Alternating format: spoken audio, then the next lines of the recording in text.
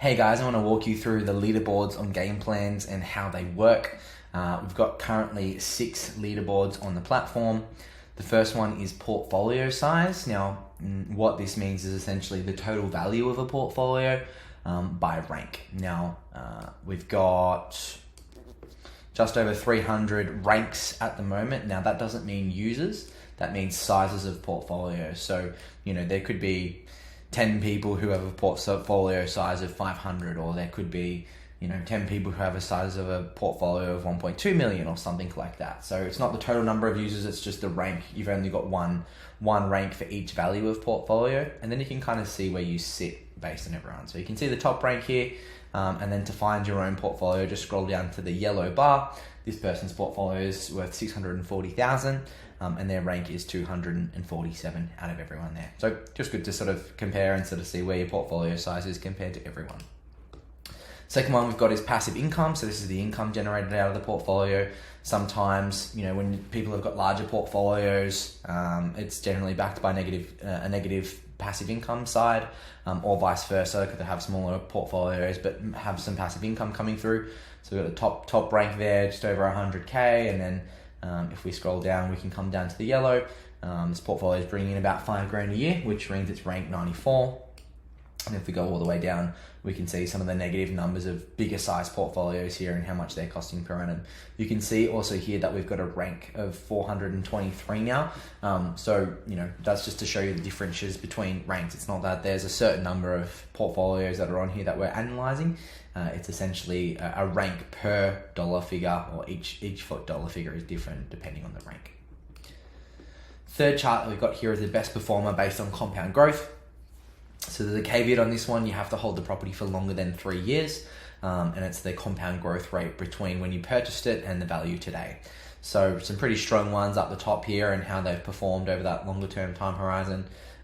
We can see some negative numbers here, which is pretty sad. Might be just incorrect data, but if that is correct, then they're in negative equity there. And then we've got 111 ranks, so the average, and I hate using averages or medians, but it's about sort of 13% there, which is pretty strong considering the Australian average is about 6.8% over the last 30 years. Obviously the market's done fairly well over the last couple of years, so this might be a bit skewed, but it's going to be really interesting to analyze and sort of see how this chops and changes over time. Next one is we've got LVR ratio. So someone might have a really sizable portfolio but be in debt up to the eyeballs, whereas someone else might have a smaller portfolio but not have too much debt. The LVR in this portfolio is 75%, so you can sort of see where they sit in terms of rank. Highest one is 108% LVR, and the lowest one is 1% or something like that LVR, so almost got zero debt. Again, based on the ranking scale there, so pretty interesting just to sort of see where you sit. Then we've got savings portion, so how much of income are you saving?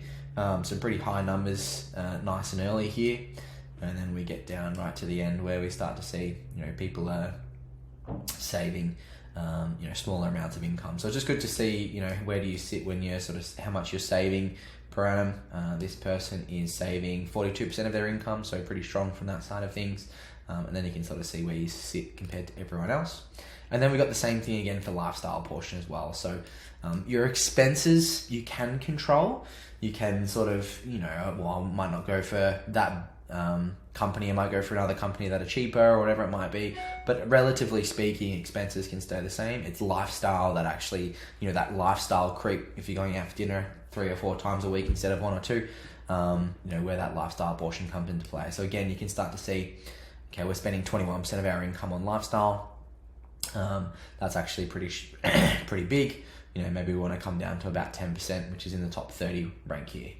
And then we got people down here which are spending majority of their income, 98% of their income on lifestyle, so must be living a good life. So yeah, that's how the leaderboard work. Green is everyone else, or the ranks of everyone else, and the yellow is yourself. And then you can just sort of see how you stack up compared to everyone else.